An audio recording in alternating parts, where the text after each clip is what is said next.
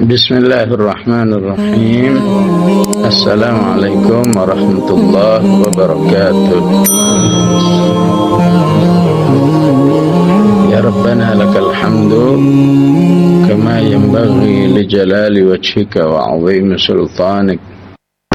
Allahumma salli wa sallim wa barik ala sayyidina Muhammad wa ala ali sayyidina Muhammad. Marhamna bil Qur'an waj'alhu lana imaman wa nura wa huda wa rahmah.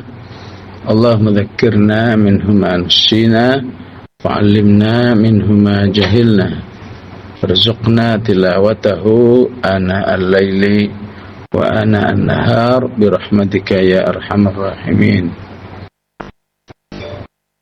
Sobat soleh solihah yang dirahmati Allah, alhamdulillah kita berjumpa lagi dalam taujih ini, dalam channel YouTube ini Murabbi Aslih Nafsaka wa Du'u Ghairak, ya. Mari kita semua bersemangat memperbaiki diri dalam rangka bersemangat memperbaiki orang lain insyaallah. Ya, tema kita firman Allah surat Al-Furqan ayat 30. Wa qala ar-rasulu ya Rabb inna qaumi ittakhadhu hadzal qur'ana mahjura. Sebagaimana yang kita ketahui bahwa Al-Furqan nama lain daripada Al-Qur'an. Sehingga tema-temanya memang banyak tentang motivasi ber-Al-Quran, ya, seperti yang disebut di ayat ke-50-an daripada surat Al-Furqan, ya. Wajahidhum bihi jihadan kabira, ya.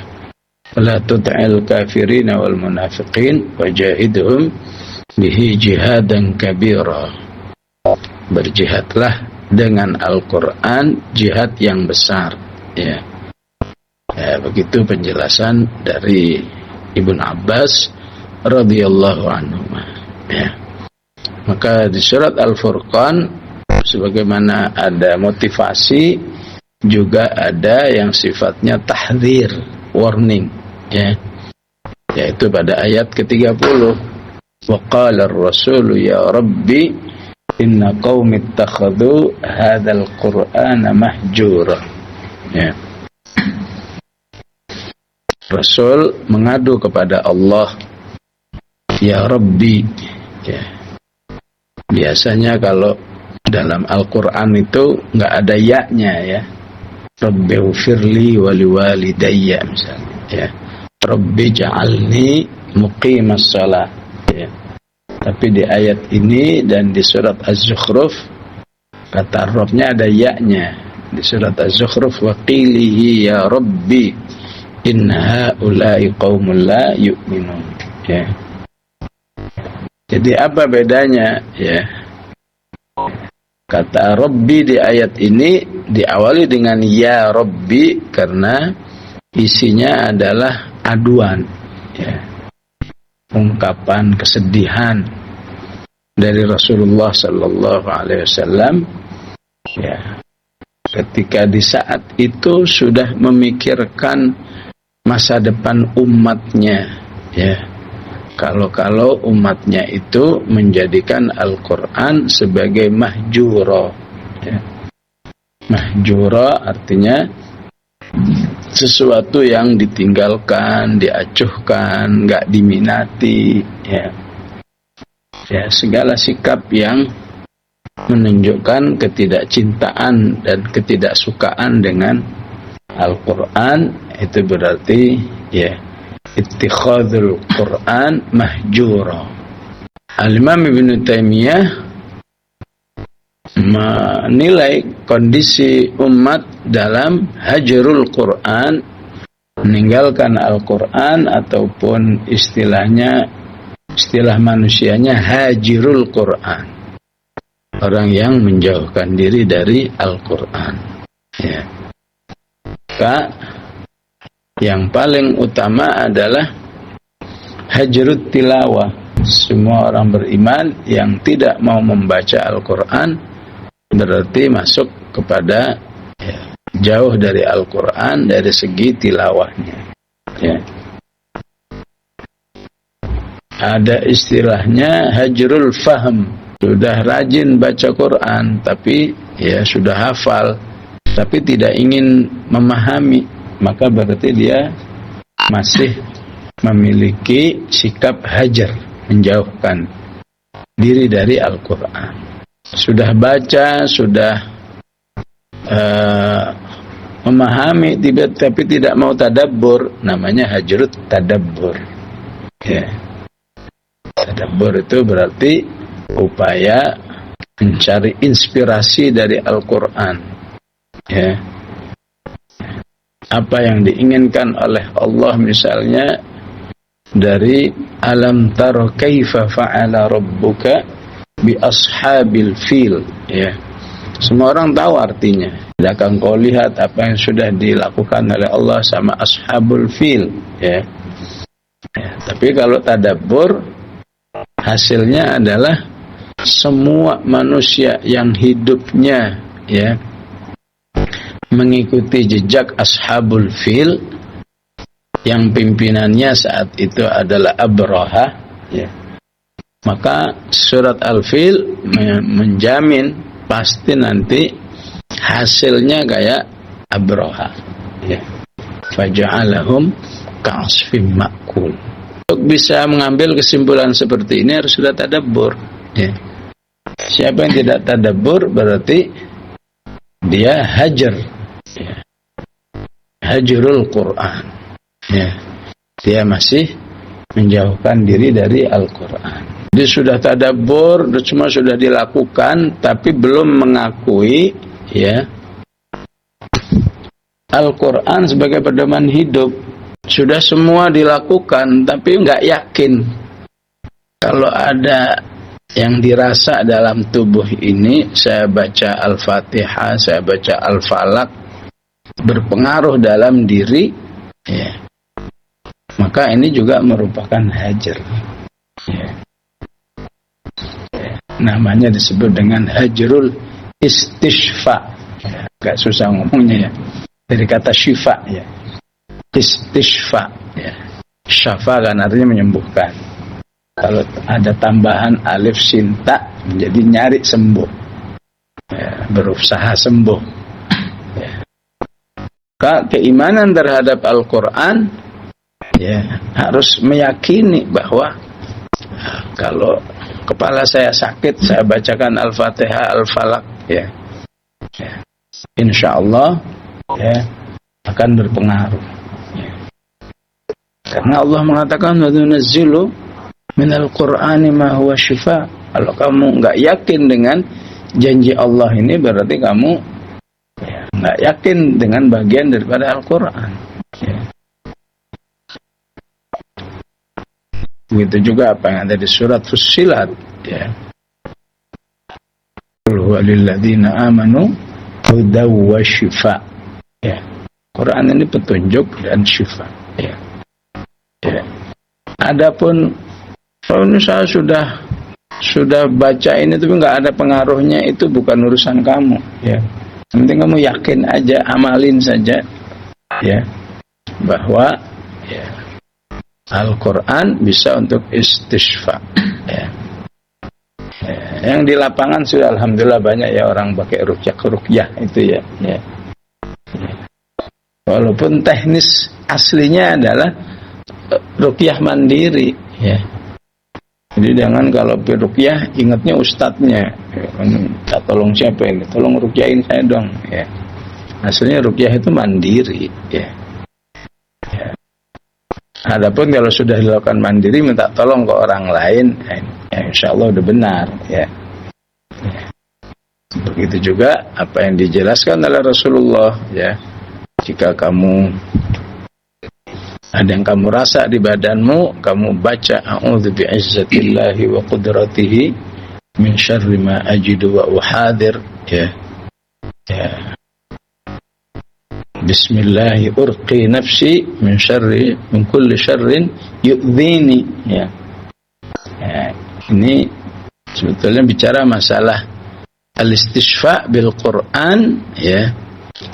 Jangan mikirin ngaruh enggak, sembuh enggak, ya, tapi ya mikirnya bukti saya beriman dengan Al-Quran, ya. Saya yakin bahwa ya, menyembuhkan atau menerapi diri dengan Al-Quran adalah perintah Allah, ya. Sehingga tidak mustahil ketika orang itu sudah yakin, mungkin ke 10 kali belum ngaruh, ke 100 kali belum ngaruh, tapi mesti terus aja dia meruqyah dirinya istilahnya, ya. Nah, disitulah insya Allah Allah akan izinkan. Tapi kalau belum sudah pakai logikanya, gimana ya? Kepala pusing, migrain, pakai Al-Fatihah, nggak nyambung banget, ya. Jadi nggak bisa, ya. Yakin aja dulu, ya. Al-Fatihah itu 5 quri'a lahu. Fatihah itu bisa berfungsi untuk apapun yang diniatkan oleh pembacanya, ya. Apalagi salah satu namanya juga terkenal dengan suratul Syifa, ya. Ya, sebagaimana hadis Abu Sa'id al-Khudri yang digigit ular, temannya digigit ular, dia bacakan Al-Fatihah dan sembuh, ya. Ya, itu sebetulnya harus diyakini bukan karena sahabatnya Abu Sa'id, ya, tapi siapa aja, ya. Ya, adapun bisa pengaruh cepat, pengaruh lambat, ya, itu bukan urusan kita. Jadi meruqyah, membaca Al-Quran untuk kesembuhan itu ibaratnya kayak doa. Namanya doa, ada yang cepat, ada yang sedang, ada yang lama, ya. Tapi mau cepat mau lambat, semua menunjukkan keimanan yang baik, ya. Yang lambat berarti bacanya semakin banyak, ya, pahalanya banyak, ya. Nah, ini juga berlaku kayak menghafal, ya. Menghafal juga begitu, nggak usah baper. Kok teman saya setengah jam udah hafal, saya 1 jam belum hafal, ya. Kepikiran, ya. Setengah jam hafal, kemudian sadaqallahul azim, ini 1 jam masih ngafal terus, tapi nggak berhenti, ya, pahalanya beda lah, ya. Beramal 1 jam dengan setengah jam, ya. Jadi siapa yang tidak yakin bahwa Al-Quran memiliki fungsi istishfa berarti hajir, ya. Dia orang yang menjauhkan diri dari Al-Quran, ya. Nah, pertanyaannya, mengapa masih banyak orang-orang beriman memiliki semua hajar ini ataupun salah satunya, ya.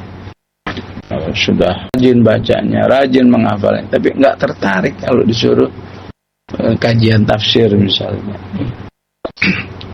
Udah gitu pakai bela diri gitu, ya. Saya mau menghafal ini udah lumayan perjuangannya, masa masih suruh ngaji tafsir lagi, ya. Padahal mengaji doang, ngaji kan cuma denger doang, gimana dia baca sendiri, ya. Ya. Begitu juga kadang-kadang semua sudah dilakukan, tapi begitu diajak, ya, bagaimana, ya, berpolitik atau menjalankan kehidupan yang lain yang sesuai dengan arahan Al-Quran, nggak mau. Wah, ini kan bukan negara Islam, ya. Ya, ini harus menjadi satu pengetahuan bagi kita, ya.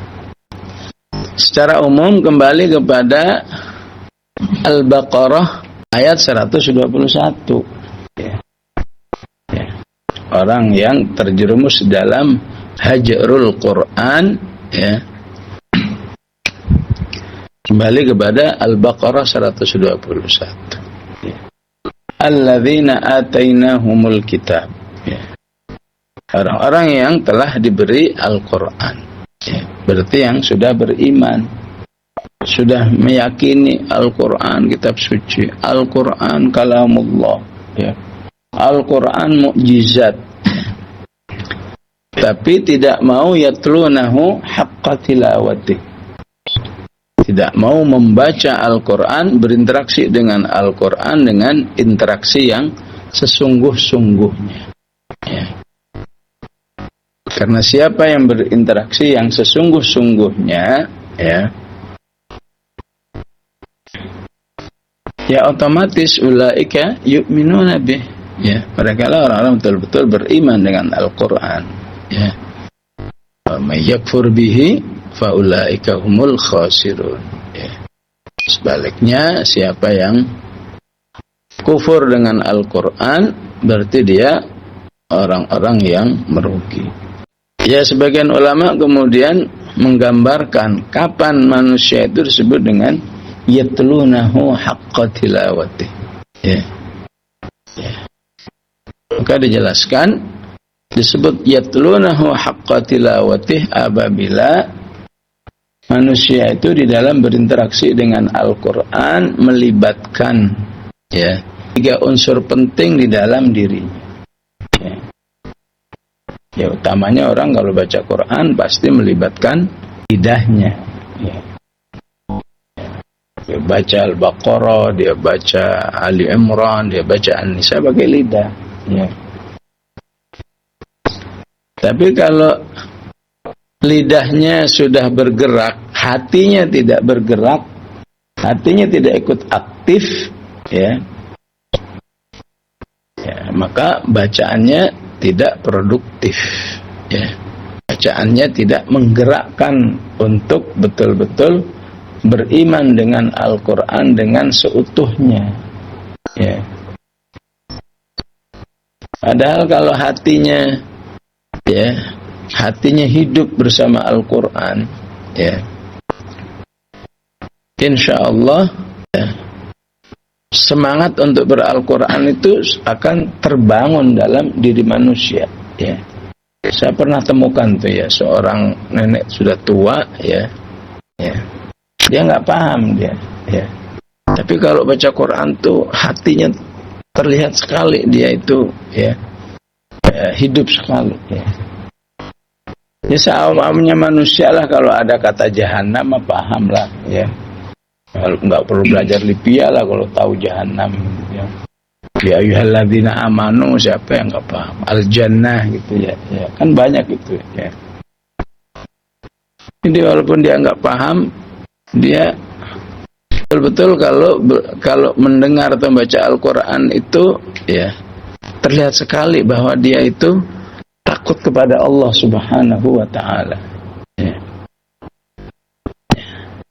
Dan Rasulullah dalam salah satu sabdanya begitu, jika engkau melihat orang baca Al-Quran, kamu merasakan dia takut kepada Allah, berarti dia pembaca yang baik. Pembaca yang baik itu pembaca yang antara lidah dan hatinya connect. Walaupun global-globalnya, wah ini pasti, wah ini surga, wah ini neraka, wah ini panggilan ya ayyuhalladzina amanu. Walaupun lebih sempurnanya membaca itu juga melibatkan akalnya. Ketika dia membaca alam naj'alil arda mihada wal jibala autada wa khalaqnakum azwaja, dia tahu ini Allah maunya apa. Dan ini sangat mudah untuk dipahami, minimal dipahaminya tentang kesimpulan akhir daripada semua ayat ini adalah Allah yang Maha Kuasa. Walaupun kamu belum tahu rinciannya apa ini, Allah membentangkan bumi, Allah menjadikan gunung-gunung sebagai pasak, wal jibala autada. Kalau baca terjemahan sekali aja, oh ini tentang kemahakuasaan Allah. Kalau Allah Maha Kuasa menciptakan alam semesta seperti ini, apa iya Allah nggak mampu membangkitkan orang yang sudah meninggal dunia, yang dipermasalahkan oleh manusia? Alladzi hum fihi mukhtalifun, itu adalah peristiwa hidupnya manusia kembali di alam akhirat nanti. Ini tiga hal ini memang sangat menjadi rukun aslinya. Kalau ditanya Kenapa orang tilawahnya udah bagus, hafal bagus, ya, tapi naudzubillah ya, sikapnya sama rumah tangganya itu bertentangan banget dengan Al-Quran. Padahal Al-Quran itu menggambarkan bagaimana suami yang baik, yang diridhai oleh Allah itu bagaimana. Ada ayat wa'ashiruhunna bil ma'ruf, ada ayat ar-rijalu qawwamuna 'alan nisa. Kok bisa orang ini ya, bisa dipastikan pasti orang itu hajrut tadabbur ya. Ya. Suami yang udah lama nggak peduli dengan tadabbur, udah penting saya baca deh, yang penting kan saya dapat pahala gitu doang ya. Ya. Pasti orang itu terbiasa dengan hajrut tahkim ya. Ya. Kan rumah tangga itu luar biasa. Allah ungkapkan istilahnya kalau bahasa kita, kamu jangan main-main dengan rumah tangga ini ya. Ya. Tilka hududullahi fala taqrabuha. Ya. Ya, itu kan ayat tentang rumah tangga awal. Ya. Tilka hududullahi fala ta'taduha. Ya. Itu ibarat bahasa kita gitu, jangan main-main kamu sama rumah tangga ya. Ya. Ya, terutama suami terhadap istri, walaupun ada juga istri yang main-main sama suaminya, nggak serius menjadi istri yang baik ya. Ya. Wa may yaf'al dzalika faqad zalama nafsah ya. Tilka hududullahi yubayyinuha liqaumin ya'lamun. Yang menyanyiakan rumah tangganya berarti orang bodoh itu ya. Sebagaimana yang menjaga baik rumah tangganya disebut dengan ya'lamun. Ada lagi wa'lamu annallaha ya'lamu ma fi anfusikum fahdharuh wa'lamu annallaha ghafurun halim. Saya tahu kamu ini serius enggak dalam berumah tangga, atau kamu memang sudah ada niat-niat menyakiti calon istrimu itu ya. Allah itu tahu ya.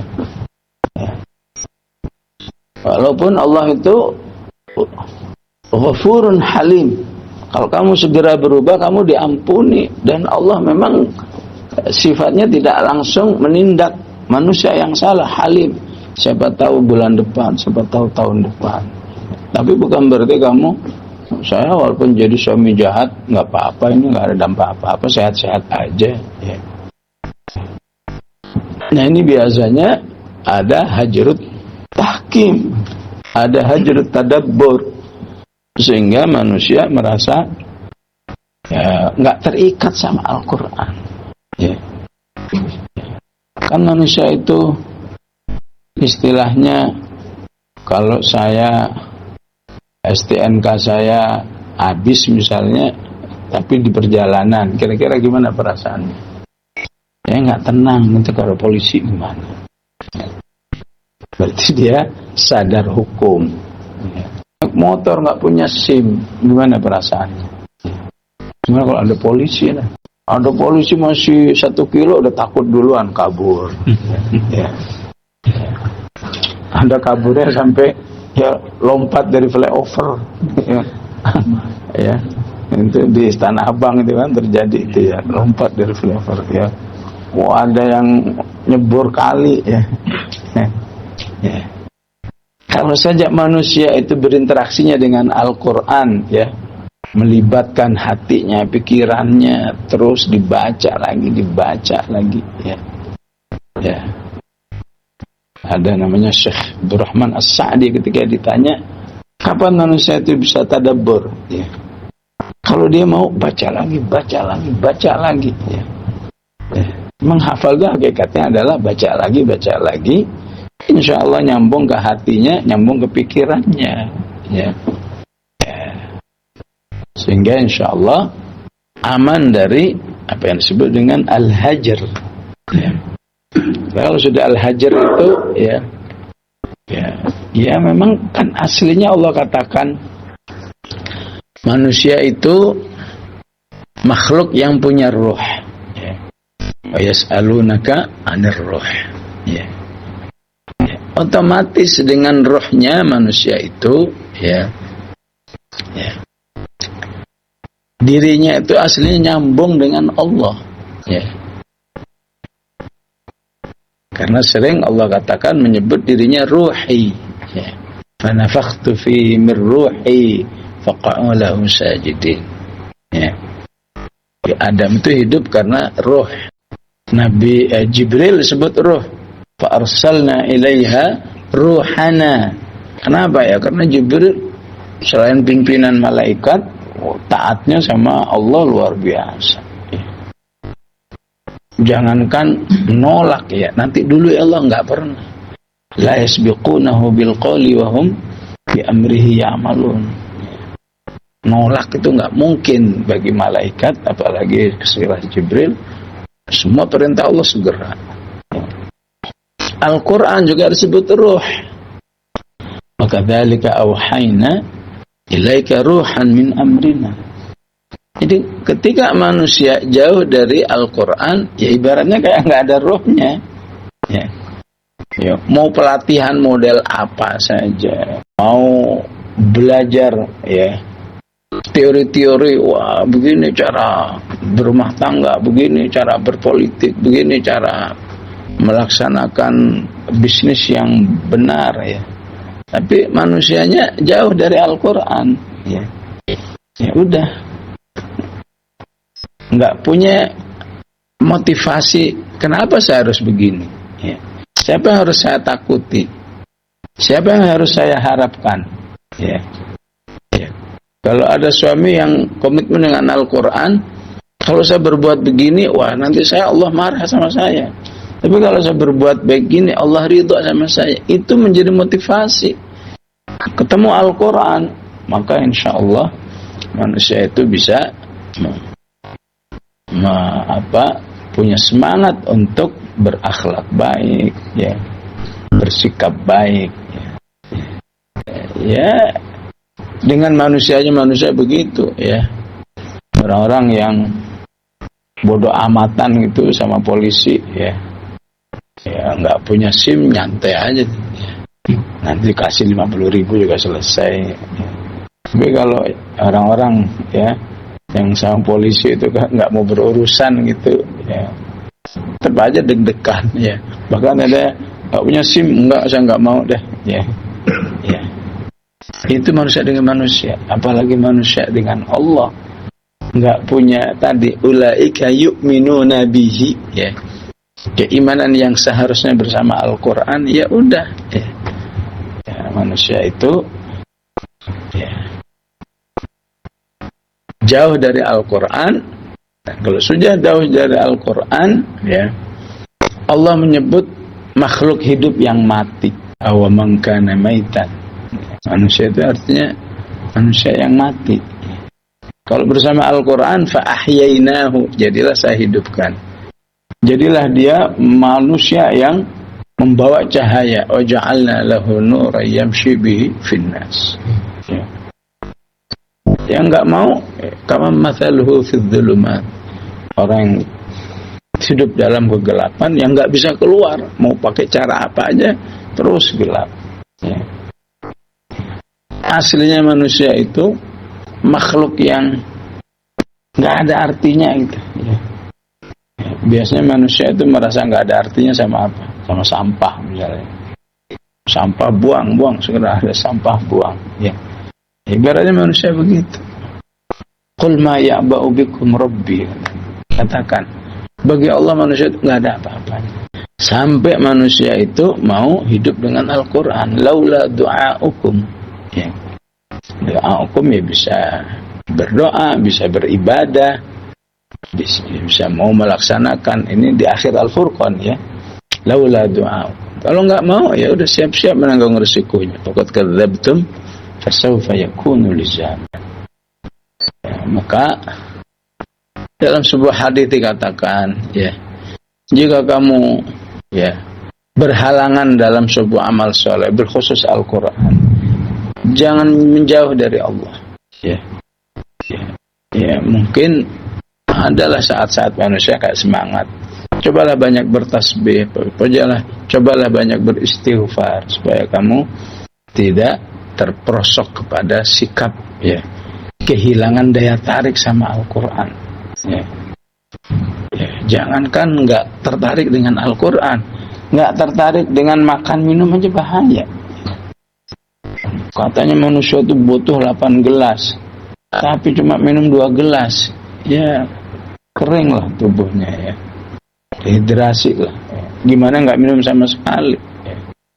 Roh manusia juga begitu, ada nutrisinya. Ya salah satunya adalah Al-Quran selain sholat, zikir. Ya. Jadi bisa jadi orang nggak tertarik dengan Al-Quran, ya imma karena al-jahal, ketidaktahuan, ya imma karena tidak punya ya loyalitas yang baik kepada Allah dan Rasulnya, ya imma tidak punya rasa mahabbatus sholihin, ya nggak punya rasa cinta kepada orang yang soleh. Semua orang bagi dia sama, ya. Dengar, wah Abu Bakar Siddiq itu dulu begini, kalau berinteraksi dengan Al-Quran biasa-biasa aja, ya. Abu Jahal itu dulu begini, bencinya sama Al-Quran biasa-biasa aja, ya. Padahal al-wala wal-bara, ya, menunjukkan rasa cinta kepada orang-orang beriman dan menunjukkan ketidaksukaan kepada orang-orang kafir. Itu juga merupakan proses tarbiyah, pembinaan keimanan, agar seorang kemudian begitu mendengar sahabat siapa aja ini yang dulu ya menonjol Al-Qur'annya, sebutlah Ubay bin Ka'ab, ya saking menonjolnya sampai Rasulullah dititipi salam oleh Allah, ya Rasulullah Muhammad, tolong sampaikan, kirim salam saya kepada Ubay bin Ka'ab. Jadi disampaikan oleh Rasulullah. Ya, namanya orang beriman tawadhu, ya.